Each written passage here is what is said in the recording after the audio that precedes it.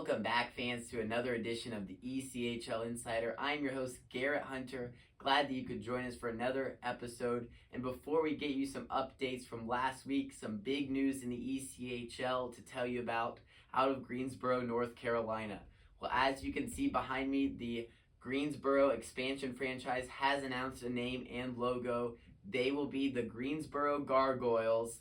And as you can see, a great name and a great logo. Love the design of this franchise. So excited to see them take the ice next fall in Greensboro, North Carolina. Well, let's get you some scores from last week. Quite the eventful week. So let's start with the 3-game series between the Steelheads and Oilers. And wow, back-to-back nights, the Steelheads beat the Oilers in a shootout 2-1 and 3-2, but the Oilers were able to salvage a game the next night with a 4-1 revenge win over the Steelheads. Just when you lose back-to-back in a shootout at home, that really hurts, but the Oilers were able to come back with a win, so that definitely keeps them in higher spirits. Up next, the Trois-Rivières Lions and Norfolk Admirals battled it out, and the Lions came out with 2 wins out of the 3 games against the Admirals. Really good teams going at it there in the North Division. And finally, last but not least, the Toledo Walleye and Kalamazoo Wings played the special Hockey Heritage Weekend in Kalamazoo on Saturday night, with the Wings skating off with a 4-3 overtime winner in that classic. Great matchup, and love the throwback vintage look that they had uniform-wise for both these teams in this game. Those looked great. You can bid on those jerseys actually online. Those looked amazing on Saturday night.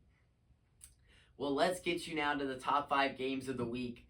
And if you like top matchups, this is your week, because all 8 of the top teams right now in the ECHL are in the top 5 games of the week. Just a loaded slate. So let's start with number 5, the Norfolk Admirals and Trois-Rivières Lions will have another rematch on Friday night, this time up in Quebec at Trois-Rivières. Should be a really good matchup. These teams now, they know each other really well. Kind of a rivalry, you could say, starting to form between the Lions and Admirals, as they will play again on Friday night after their 3-game series last week. So should be a really good matchup. I think the Admirals, a little bit more motivation here. They want to get back at the Lions since they lost 2 out of 3 on home ice.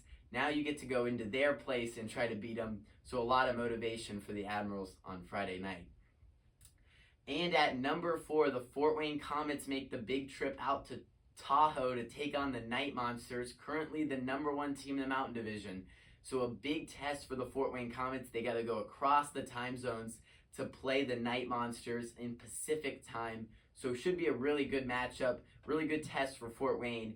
And for Tahoe, number 1 team in the Mountain Division right now. So they are looking good. And another Central Division opponent. They played Iowa last week and this week against Fort Wayne. So really excited for this non-division matchup, I should say, between the Komets and Night Monsters. Well, up next at number 3, the Kansas City Mavericks and the Wheeling Nailers will go at it 3 games in a row in 3 days, Friday, Saturday, and Sunday from West Banco Arena.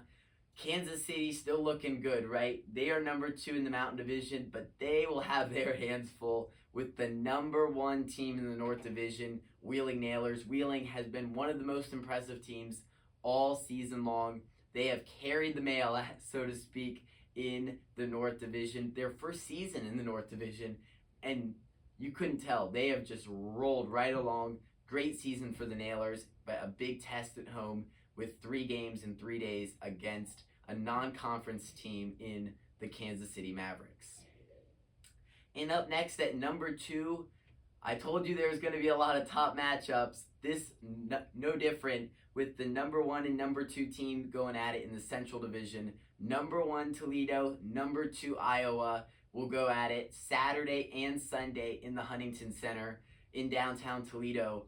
Should be a really good matchup. These 2 teams have delivered all season long, it's felt like, and they will meet again this weekend in back-to-back. So should be really good. I think the Heartlanders, I've been impressed with their physicality really all season long. They have carried the physical play when they've needed to make a hard check, make a hit, and change the game, change momentum, with those physical plays. They've been able to do that. But Toledo, they got the goal scoring. We know guys like Brandon Hawkins can really score some goals. So we will be treated to a really good top matchup in that Central Division this weekend.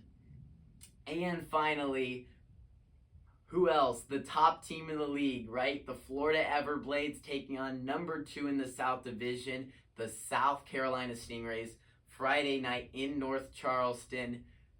What more could you ask for, right? Coming out of All-Star break, a loaded slate, but you get to see South Carolina and Florida go at it.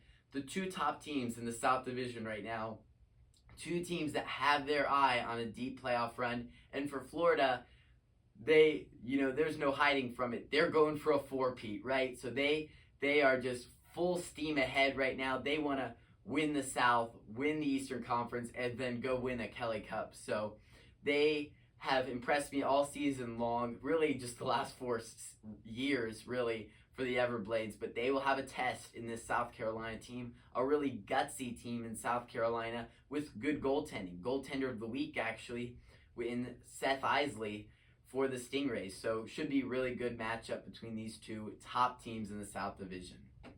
Well, now make sure to check out our fight of the week, and we will see you for our next episode to cap off this big week and preview more games as we head into February. And if you haven't already, make sure to subscribe to our channel below so you will not miss next week's episode of the ECHL Insider. It's up high into the netting, and now we get some tempers flaring. Carew wrapped up by Radomski.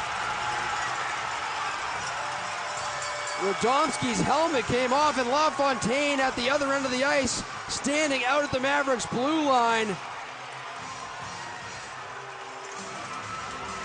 And here comes LaFontaine. They're going to drop him at center. Matt Radomski coming out to meet LaFontaine. Second goalie fight we've seen for the Mavericks this year. Listen to this crowd. LaFontaine with a right hand and then taken down by Radomski at center. And listen to this crowd, Alex, inside Cable Dom Arena.